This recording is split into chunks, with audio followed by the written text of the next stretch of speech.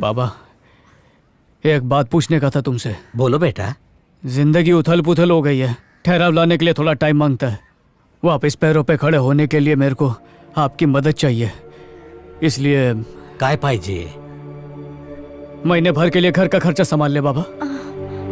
1 महीने के लिए मेरे को पाल ले। अरे बस इतनी सी बात, मैं सब संभाल लूंगा। कस्तूरी मैडम, कौन है? आपसे बात करनी है। मैं पकिया का दोस्त अरविंद है। मुझे नहीं मिलना, जाओ। मैडम, मेरे दोस्त की मौत का और आपका कोई भारी कनेक्शन है, उसको जाने बिना जाऊंगा नहीं यहाँ से। आप दरवाजा खोलती है कि तोड़ डालूं मैं इसे? आपकी कंपनी के प्रोडक्ट्स मेरे बेटे को अच्छे लगते हैं। होम डिलीवरी हो सकती है? एड्रेस बोलिए, हो जाएगा मैडम। पाटलिपुत्र, गोरेगांव। सिद्धू, अंदर जाके खेलो ना, कितना तंग करते हो। आ गए आप? बहुत पंक्चुअल है। हेलो पकिया, कैसे हो पकिया? मैडम,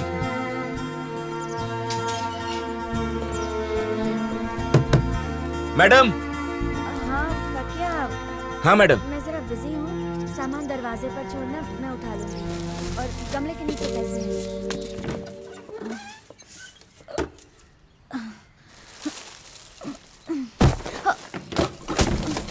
मैडम,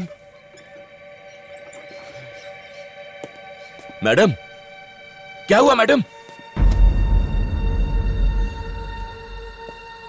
आप ये सामान किसके लिए मंगवाती हैं? आपका बेटा तो मर चुका है, हर तरफ कैमरा लगा हुआ है। अपनी हालत तो देखो, आखिर ये चल क्या रहा है? मुझे बताओ, नहीं तो मैं पुलिस के पास जाऊंगा। मेरे हस्बैंड की अचानक एक्सीडेंट में मौत हुई।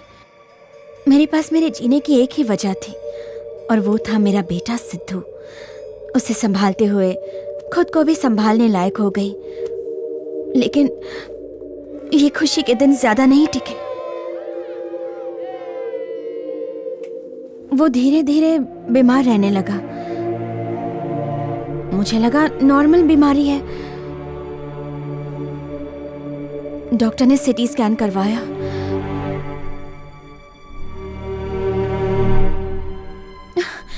मुझे जिंदगी का सबसे बड़ा शौक तब लगा जब पता चला कि उसे कैंसर था।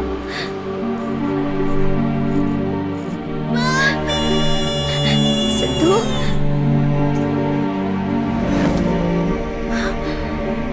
ट्रीटमेंट का कोई फायदा नहीं हुआ। हम उसे नहीं बचा पाए। मुझे यकीन नहीं हो रहा था। फैमिली हिस्ट्री में किसी को कैंसर नहीं हुआ था। मैं बहुत परेशान थी, इसलिए एक दिन मैं डॉक्टर से मिलने गई। क्या मैं इसकी वजह जान सकती हूँ डॉक्टर? पैक्ड फूड या ड्रिंक्स टेस्टी बनाने और उनकी ड्यूरेबिलिटी बढ़ाने के लिए ज्यादातर फूड कंपनीज हार्मफुल प्रिजर्वेटिव्स और केमिकल्स ऐड करते हैं। टेस्ट अच्छा होने से बच्चों को उनकी आदत पड़ जाती है। इससे लॉन्ग रन में कुछ बच्चों के इंटरनल बॉडी पार्ट्स में डैमेजेस होने लगते हैं। Depending on their resistance capacity to fight diseases, कुछ बच्चों पर उसका कम असर होता है, वहीं दूसरी ओर कुछ बच्चों पर ज्यादा हार्मफुल इफेक्ट होता है। अब स्ट्रॉन्ग इम्यून वाले बच्चे ट्रीटमेंट के बाद रिकवर हो जाते हैं, पर बहुत से कमजोर इम्यूनिटी वाले बच्चे अपनी जान गंवा बैठते हैं। बच्चा कितनी क्वांटिटी में उन प्रोडक्ट्स को कंज्यूम करता है, उससे भी बहुत फर्क पड़ता है। ज्यादा प्रॉफिट के लिए फूड कंपनी सस्ते और घटिया इंग्रेडिएंट्स डालते हैं, जैसे आटे की जगह मैदा, आर्टिफिशियल कलर्स, हार्मफुल केमिकल्स जैसे sodium nitrate, high fructose, corn syrup, घटिया क्वालिटी का ऑयल एटसेट्रा। आपके बच्चे का रेजिस्टेंस पावर लो था। लंबे समय तक जंक फूड और पैक्ड ड्रिंक्स कंज्यूम करने की वजह से उसे कैंसर हुआ। ज्यादातर फूड कंपनीज ना तो गवर्नमेंट के सेट गाइडलाइंस और रूल्स फॉलो करती है, ना ही बिजनेस एथिक्स। ह्यूमन वैल्यूज से उन्हें कोई सरोकार नहीं। पेरेंट्स को अपनी जिम्मेदारी समझनी चाहिए। बच्चों को जंक फूड से दूर रखना चाहिए और उन्हें घर का खाना ही देना चाहिए, वही सेहतमंद है। दुनिया में सबसे ज्यादा कैंसर पेशेंट्स जिन देशों में हैं, उनमें हमारे देश का नंबर 2 है। कितने दुख की बात है, हमारी नई पीढ़ी फास्ट फूड की शिकार हो रही है, उसकी वजह से मर रही है। अपने बच्चे के असली कातिल को सजा दिलवाने के लिए मैंने सैफरन कंपनी के ऊपर केस कर दिया। आपके पास क्या प्रूफ है कि सैफरन कंपनी का प्रोडक्ट खाने से बच्चे को कैंसर हुआ है? स्कूल में कुछ गलत खाया होगा, या खाने पीने में प्लास्टिक का इस्तेमाल करता होगा, या फिर हो सकता है आपकी सिंथेटिक साड़ी की वजह से हुआ हो। सबूत ना होने से कोर्ट ने मेरा केस डिसमिस कर दिया। कोई मेरा साथ देने वाला नहीं था। तब मैंने फैसला किया कि मैं खुद सबूत इकट्ठा करूंगी।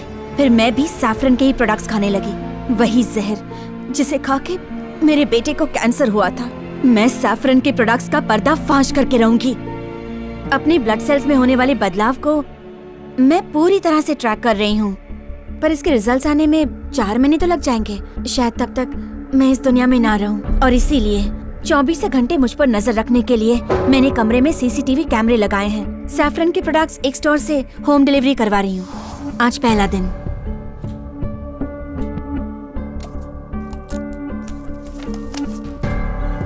ये लो मैडम, चेक कर लो।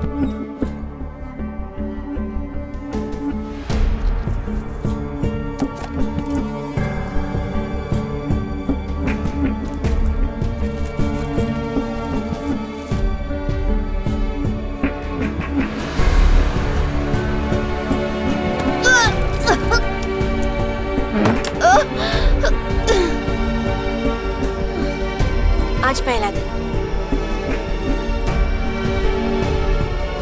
अब मैं नहाने जा रही हूँ। बाथरूम में खाना नहीं है, पर किसी को शक ना हो इसलिए बाथरूम में भी कैमरे लगवाए हैं।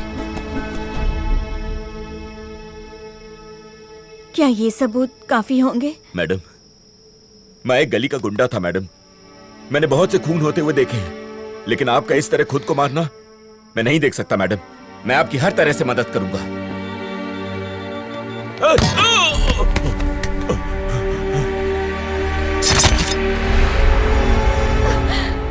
मुझे यकीन नहीं हो रहा कि बकिया नहीं रहा। कैसा समाज है हमारा कि एक माँ के हाथों अपने बच्चों की हत्या करवा रहा है। हर दिन अपने हाथों से उसे जहर खिला रही थी। मुझे यकीन था कि मैं अपने बच्चे को सबसे हेल्दी और बेहतरीन चीजें खिला रही हूँ, लेकिन इतनी बड़ी कंपनी भी ऐसा करे तो किस पर विश्वास करें? सैफरन कंपनी को एक्सपोज किए बिना मैं नहीं मरूंगी। मैं मानता है कि आपके दुख को कोई कम नहीं कर सकता, लेकिन आपको यह जहर रोज खाने को नहीं देगा। आप जैसी हिम्मत वाली औरतों की दुनिया को जरूरत है। मैं कोई ना कोई रास्ता जरूर निकालेगा। सर, पकिया के बारे में मैं कस्तूरी से बात करने गया था। क्या कह रहे हो? पहले मुझसे बात करना चाहिए था ना। मलम आई थी सर, उसके मासूम बच्चे की मौत की वजह हमारे प्रोडक्ट्स ही है, और यह बात साबित करने के लिए वो रोज हमारा प्रोडक्ट खाकर अपनी जान जोखिम में डाल रही है। और तो और उसके पास वीडियो रिकॉर्डिंग भी है। जयराम, तुम बच नहीं सकते। तुम्हें और तुम्हारी कंपनी को बर्बाद कर दूंगी। उसकी हालत बहुत खराब है, किडनी वगैरह भी जवाब दे चुके हैं सर। उसको कभी भी कुछ भी हो सकता है सर। ये सब सुन के बहुत बुरा लग रहा है। ऐसी कंपनी में काम करके अफसोस हो रहा है। अब चाहे कुछ भी हो जाए, हर हाल में कस्तूरी की मदद करनी होगी हमें। इस कंपनी को कोर्ट में ले जाएंगे। वो भी यही बोल रही थी सर, पर मैं जड़ से इलाज करना चाहता हूँ, इसलिए आपके पास आया हूँ। कैसे? सर, मेरे को जब किसी ने हत्यारा बोला तो मुझे बहुत बुरा लगा। अगर हम मजदूरों को एहसास दिलाएं कि कस्तूरी के बच्चे के मौत के जिम्मेदार वो है, तो उनको भी बुरा लगेगा और वो कंपनी के खिलाफ बगावत कर डालेंगे सर। आखिर ये जहर बनाने और बांटने का घिनौना काम मजदूरों के हाथों से तो करवाते। मजदूरी बदलाव की पहली सीढ़ी है सर। दिमाग ठिकाने पर नहीं है? क्या लगता है मजदूर बदलेगा? मजदूर इसमें हमारा साथ देगा? वो बोलेगा कि नहीं सर, मैं आपका साथ नहीं दूंगा। तब क्या करेगा तू? अगर गलती से 2-3 मान भी गए तो उससे प्रोडक्ट पर कोई भी असर नहीं पड़ने वाला। बेवकूफी है, ये ख्याल अपने दिमाग से निकाल दे। सर, पहले भी ऐसे ही मुद्दे पर अपना डिस्कशन हुआ है, जब आपने मुझसे पूछा था कि जो लोग टीवी नहीं देखते उन तक अपनी बात कैसे पहुंचाए। मैं बोला मुमकिन नहीं, पर आपने मुस्कुराते हुए मेरे को देखा और बोला कि मार्केटिंग में नामुमकिन नाम की कोई चीज ही नहीं होती। सर, जब मार्केटिंग से लोगों तक अपना प्रोडक्ट पहुंचा सकते हैं तो उन तक अपनी तकलीफ भी पहुंचा सकते हैं। अपनी फालतू की बकवास बंद करो। ये उस औरत का वहम है कि हमारा प्रोडक्ट हेल्दी नहीं है। मुझे दुख है कि मेरे साथ रहकर भी तू मार्केटिंग नहीं सीख पाया। मुझे उस कस्तूरी से सारे वीडियोस ला कर दो। End of discussion, get out. चल तो है। आज ऑफिस में कुछ अजीब बात हुई। एक 2 टके का मजदूर मुझसे आकर यह कह रहा है कि ग्राहक की तकलीफ वहां काम कर रहे मजदूर से कैसे कही जाए। मैं तो शॉक्ड हो गया। अब एक कंपनी का मजदूर क्या ग्राहक से डायरेक्टली कनेक्ट हो जाएगा? कभी सोचा नहीं था इसके बारे में। कोई फायदा नहीं होगा। मैनेजमेंट में बैठा हर ऑफिसर करप्ट है, उनसे बात करना ही बेकार है। और जो ग्राहक है, आलस की ऐसी चादर ओढ़ा हुआ है कि वो खरीदना बंदिश नहीं करेगा। और हम जैसे नौकरी पेशा लोग टारगेट के चक्कर में अपने जमीर को थपथपा के सुला देते। अगर कोई बदलाव ला सकता है तो वो सिर्फ मजदूर है, उनके सिवा कोई कुछ नहीं कर सकता। अरे उनको क्या पड़ी है, वो आए अपना काम किया, घर जाके सो गए। ए, तुला कळत नहीं का? चाहे मजदूर बोल लो या ग्राहक बोल लो, कुछ फर्क नहीं पड़ता है, क्योंकि आखिर में दोनों एक की चेहरे। कुछ नहीं समझा। ड्यूटी के सिर्फ 8 घंटे के लिए तो मजदूर है। अरे अब बाकी टाइम वो क्या है? ग्राहक ही तो है। खाने पीने और बाकी चीजों की जरूरत उसको नहीं पड़ती है क्या? अगर उन लोग ये बात समझ गए ना तो सब कुछ ठीक हो जाएगा। तेरे बस का नहीं है, तेरे से कुछ नहीं होगा, फालतू बकवास मत कर। बरोबर बोला, कुछ नहीं होगा, ना हम सुधरेंगे ना कुछ बदलेगा, सब ऐसे ही चलता आ रहा है, चलने दो इसको। पर मैंने आदि सर से सीखा है कि मार्केटिंग में इतनी ताकत है कि आप कुछ भी बदल सकते हो। ये बात भेजे में पत्थर की लकीर की तरह छप गई है। अब चाहे मेरा गुरु मेरा साथ न दे या कस्तूरी कमजोर पड़ जाए, मैं पीछे हटने वाला नहीं है। अच्छा ठीक है, हम लोग कल आराम से बात करें, अभी चलते हैं। मेरी बात सुन, एक बार क्या 10 बार सोच के देख लिया हमने। तेरे इस आंदोलन से ना ग्राहक को फर्क पड़ेगा ना मजदूर को। जब तुझे पूरी बात नहीं पता तो इसमें कस्तूरी को क्यों घसीट रहा है? उसे उसके हाल पे छोड़ दे, वो अपने हक के लिए खुद लड़ना जानती है। तू एक भी मजदूर को अपने मालिक के खिलाफ आवाज उठाने के लिए राजी नहीं कर पाएगा। हम लोग 200 साल से क्या पढ़ते आ रहे हैं? Macaulay education system. अंग्रेजों ने हमें यस सर बोलना सिखाया और कठपुतलियां बना के छोड़ दिया। मेरी एक बात गौर से सुन ले, ये जिन मजदूरों की तू बात कर रहा है ना, ये इसी एजुकेशन सिस्टम से पढ़ के निकले हैं। इन लोगों को तू बदल लेगा क्या? हो ही नहीं सकता। अंधों की बस्ती में सुरमा मत बेचो। अरे मेले को क्यों बुलाया मीटिंग में? बहुत अच्छी स्पीच दी, लेकिन मेरे को कुछ समझ में नहीं आया। क्या मजदूर से ये कहोगे कि काम मत करो? तुम वर्कर्स को काम करने से मना करोगे और वो तुम्हारी बात मान जाएंगे? ऐसा वो लोग नहीं होने देंगे। तुम्हें क्या लगता है अपने बकवास आइडिया से उसकी जान बचा लोगे? अरविंद, काय आई ऐसे फुग्गे की तरह मुंह फुला के काय को बैठा है रे? जान आई, तेरे को नहीं समझेगा, चल जा।